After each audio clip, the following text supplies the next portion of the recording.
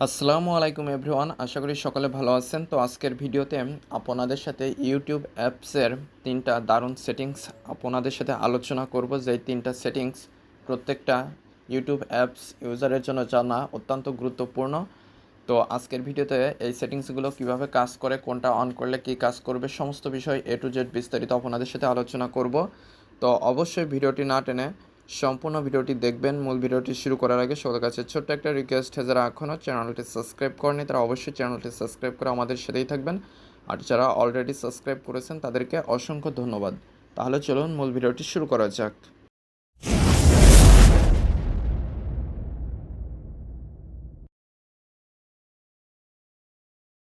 তো প্রথমে আপনারা গুগল প্লে স্টোরে চলে আসবেন। প্লে স্টোরে আসার পরে এখানে সার্চে ইউটিউব লিখে সার্চ করবেন। তো ইউটিউব অ্যাপসটি আসার পরে যদি আপডেট চাই অবশ্যই আপডেট করে নেবেন, এর ফলে নতুন যে ফিচার্সগুলো এসেছে সেগুলো আপনার অ্যাপসটিতে যুক্ত হয়ে যাবে। তো আমার এখানে আপডেট চাচ্ছে, আমি আপডেটে ক্লিক করে অ্যাপসটি আপডেট করে নিচ্ছি। তো আপডেট হয়ে গেলে এখানে ওপেন শো করবে, তো ওপেনে ক্লিক করে অ্যাপসটিতে চলে আসবেন। আসার পরে আপনাদের যে জিমেল অ্যাকাউন্ট আছে সেটা ইউজ করে আপনারা এখানে লগ ইন করে নেবেন। তো লগ ইন করে নেওয়ার পরে হোমে আপনাদের সাজেস্ট হিসেবে অনেকগুলো ভিডিও চলে আসে। তো এখানে কিছু ভিডিও আসে যেগুলো হয়তো আপনারা দেখতে চান না। তো আমি এখানে দেখতে একটা ভিডিও দেখাচ্ছি। তো এখানে একটা দেখতে পারছেন। তো যদি এই ধরনের ভিডিও বা এই চ্যানেলের ভিডিও আপনারা দেখতে না চান তাহলে এই যে ভিডিওটার পাশে যে থ্রি ডট রয়েছে এই থ্রি ডটের উপরে ক্লিক করবেন।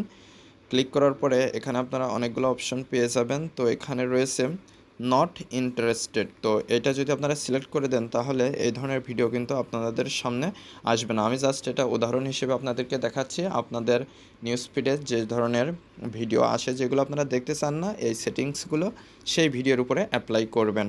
তো নট ইন্টারেস্টেডে যদি ক্লিক করেন তাহলে এই ধরনের ভিডিও আর আসবে না। আর যদি ডোন্ট রিকমেন্ডেড চ্যানেল, তো এটা সিলেক্ট করে দিলে এই চ্যানেলের কোনো ভিডিও আপনাদের সামনে আসবে না। তো আমি এখান থেকে ব্যাকে চলে আসছি। তো এরপরে যেটা দেখাবো সেটা হচ্ছে এখানে আপনারা যখন হোমে স্ক্রল করবেন, যখন আপনারা স্ক্রলটা একটু থামিয়ে দিবেন তখনই দেখতে পারবেন যে যে ভিডিওগুলো আপনাদের রেকমেন্ডেড হিসেবে আসছে সেগুলো কিন্তু অটো প্লে হয়ে যাচ্ছে। আপনারা যদি মোবাইল ডাটা ইউজ করেন সেক্ষেত্রে কিন্তু আপনাদেরকে অনেক ডাটা এখানে লস হয়ে যাবে। আর ওয়াইফাই যদি ইউজ করেন তাহলে তো সমস্যা নেই, তবে মোবাইল ডাটার ক্ষেত্রে কিন্তু অনেক লস হয়ে যাবে। তো এখানে যখন আপনারা স্ক্রল করতে করতে থামিয়ে দেবেন এই ভিডিওগুলো কিন্তু অটোমেটিক্যালি প্লে শুরু হয়ে যাবে। তো আপনারা চাইলে কিন্তু এটা বন্ধ করতে পারেন। তো এটা বন্ধ করার জন্য এই যে নিচেই দেখতে পাচ্ছেন ইউটিউবের যে আইকন, তো এটার উপরে ক্লিক করে দিবেন। ক্লিক করে দেওয়ার পরে উপরে গিয়ার আইকন দেখতে পারবেন, এটার উপরে ক্লিক করে দিবেন। এরপরে প্রথমে পেয়ে যাচ্ছেন জেনারেল।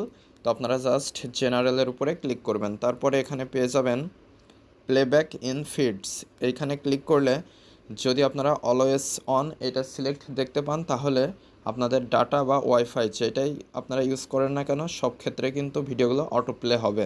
আর যদি ওয়াইফাই অনলি সিলেক্ট করে রাখেন তাহলে শুধু ওয়াইফাইতে অটো প্লে হবে, বাট আপনারা যখন মোবাইল ডাটা ইউজ করবেন তখন কিন্তু অটো প্লে হবে না। আর যদি আপনারা অফ করে দেন তাহলে সব ক্ষেত্রেই এটা বন্ধ হয়ে যাবে, কোনো ক্ষেত্রে অটো প্লে হবে না। তো আমি এটা সিলেক্ট করে দিলাম, অফ করে দিলাম। এখন জাস্ট হোমে চলে আসলাম।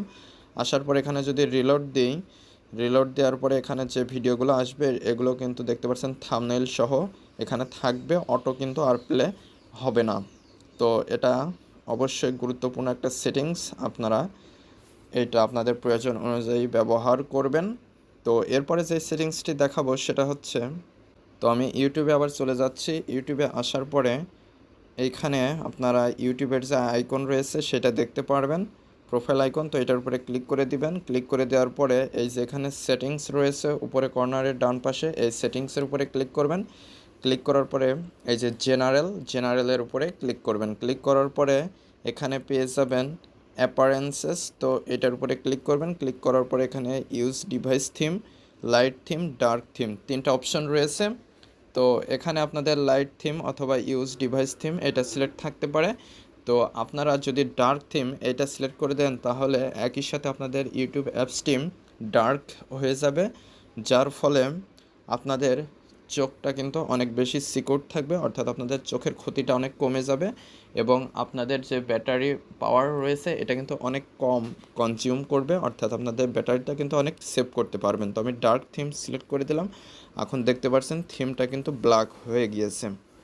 তো এখন আপনারা যখন হোমে আসবেন, এক্ষেত্রে আপনারা যখন ইউটিউব অনেক সময় বেশি ইউজ করবেন, এক্ষেত্রে কিন্তু আপনাদের চোখের ক্ষতিটা অনেক কম হবে। তো আজকের ভিডিওতে এই 3টা সেটিংস ইউটিউবের, যেগুলো প্রত্যেকটা ইউজারের জন্য জানা অত্যন্ত গুরুত্বপূর্ণ, সেগুলো আপনাদের সাথে শেয়ার করলাম। তো আশা করি মূল বিষয়টা বুঝতে পেরেছেন। তো আজকের ভিডিওটি এ পর্যন্তই। ভিডিও সংক্রান্ত কোনো মতামত থাকলে অবশ্যই কমেন্ট করে জানাবেন। আর যারা চ্যানেলটিতে নতুন এবং যারা এখনও চ্যানেলটি সাবস্ক্রাইব করেনি, তারা অবশ্যই চ্যানেলটি সাবস্ক্রাইব করে আমাদের সাথেই থাকবেন। তো পরবর্তী ভিডিওতে কথা হবে। আজকে পর্যন্তই। ধন্যবাদ সবাইকে।